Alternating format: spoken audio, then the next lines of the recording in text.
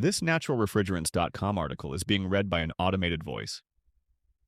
U.S. EPA proposes 5 to 6 year delays in GWP limits for retail and cold storage. By Michael Gary. Published October 2nd, 2025. The U.S. Environmental Protection Agency, EPA, yesterday announced a proposed rule that would make a number of changes in the Technology Transitions Rule, including delays in the start days of new GWP limits for refrigerants used in supermarket and cold storage refrigeration. The Technology Transitions Rule is one of 3 pillars of the American Innovation and Manufacturing, or AIM, Act, enacted in 2020 at the end of the first Trump administration with bipartisan and industry support. The EPA released the final version of the Technology Transitions Rule in October 2023 to accelerate the ongoing transition to more efficient and climate-safe technologies in new refrigeration, heating and cooling systems, and other products by restricting the use of HFCs where alternatives are already available. The proposed rule does not apply to the other parts of the AIM Act, which cover the phase-down of HFC production and maintenance requirements. There was broad industry support for the original timeline because smart companies are already invested in better technology and prefer market certainty over a harder and costlier transition later, said Avipsa Mahapatra, Climate Campaign Director, Environmental Investigation Agency, U.S. However, on March 12th, the EPA announced that it would pursue reconsideration of the Technology Transitions Rule as part of 31 actions aimed at rolling back previously enacted environmental regulations. The original rule bans HFCs in certain new equipment and sets a limit on the GWP of the HFCs that can be used in each subsector, with compliance dates ranging from 2025 to 2028. It sets GWP limits of 150 for many refrigeration uses and 700 for air conditioning and heat pumps. The new proposed rule would do the following. Retail food. On January 1st, 2027, change the GWP limit of 150 or 300. Depending on charge size and equipment configuration, to 1,400. Change the starting date for GWP limits of 150 or 300 from January 1st, 2027 to January 1st, 2032. Same applies to remote condensing units, except the original date was January 1st, 2026, not 2027. Cold storage warehouses, on January 1st, 2026, change the GWP limit of 150 or 300 depending on charge size and equipment configuration, to 700. Change the starting date for GWP limits of 150 or 300 from January 1st, 2026 to January 1st, 2032. Residential and light commercial air conditioning and heat pump systems for equipment manufactured or imported before January 1st, 2025, change the deadline for installations from January 1st, 2026 to no deadline at all. The proposal also stipulates changes for refrigerated transport, intermodal containers, industrial process refrigeration, and chillers used for semiconductor manufacturing, and industrial refrigeration for centrifuges and laboratory shakers. A preliminary version of the proposed rule is available here. 15 days after the final version is published in the Federal Register, the EPA will hold a virtual hearing on the rule. Further details on the hearing will be available here. The EPA will accept comments on the proposal for 45 days after it is published in the Federal Register. Comments, identified by docket ID number EPA HQOAR2 0250005, may be submitted here. Industry response. The original technology transition timeline supported the transition to natural refrigerant-based systems, especially in supermarkets and cold storage facilities, where they are widely adopted in Europe and increasingly in the U.S. industry. NGOs noted that delaying this transition would not do U.S. end users any favors. The proposed rule is not setting up the refrigeration industry for long-term success, said Danielle Wright, Executive Director for the North American Sustainable Refrigeration Council, a nonprofit that promotes the use of natural refrigerants in commercial applications.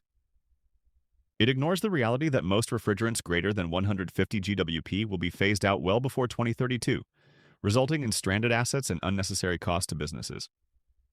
Extending deadlines will not help American industry, added EIA's Mahapatra. Instead, it sends the wrong signal to end users, suggesting there's room to delay when, in fact, it raises costs as regulated refrigerants become scarcer and systems more expensive to maintain over time.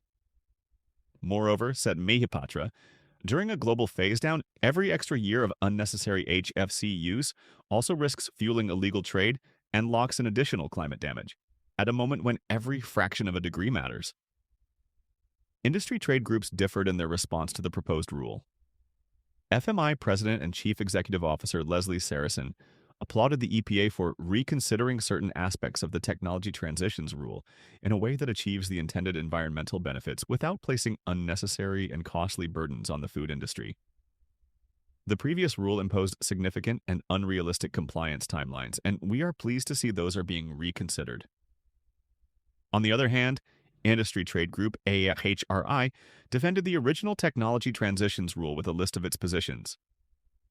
Delaying the technology transitions rule transition dates would disrupt multi-year planning and investment by U.S. manufacturers. Companies have already retooled production, certified new equipment, and built supply chains around the current schedule. Maintaining the current dates avoids duplicative costs, dual inventories, and confusion in the marketplace. Delays would force manufacturers and distributors to manage redundant product lines and training programs. A delay would reopen the U.S. market to outdated high GWP equipment, giving foreign manufacturers a competitive advantage. This would penalize American firms that acted in good faith to comply with the AIM Act. Certainty under the AIM Act supports stable refrigerant supply, protects domestic jobs, and prevents fragmented state rules. Reopening the rule would invite a patchwork of requirements across jurisdictions. Over time, delays would increase costs for manufacturers, distributors, contractors, and end users. Staying on schedule lowers costs, supports investment recovery, and ensures affordable, energy-efficient equipment for consumers. It's important to remember, the AHRI added, that the existing technology transitions rule applies only to newly manufactured equipment. Existing systems can operate through their full useful life, and components will remain available to ensure that servicing is not disrupted. IIAR tries to retain 150 GWP. In June, the International Institute of All-Natural Refrigeration, IIAR, submitted a letter to the EPA asking that the agency retain the GWP limit of 150 for refrigerants in new cold storage applications established by the Technology Transitions Rule, and noting that the availability of natural refrigerant systems make that GWP limit a reasonable restriction for end users.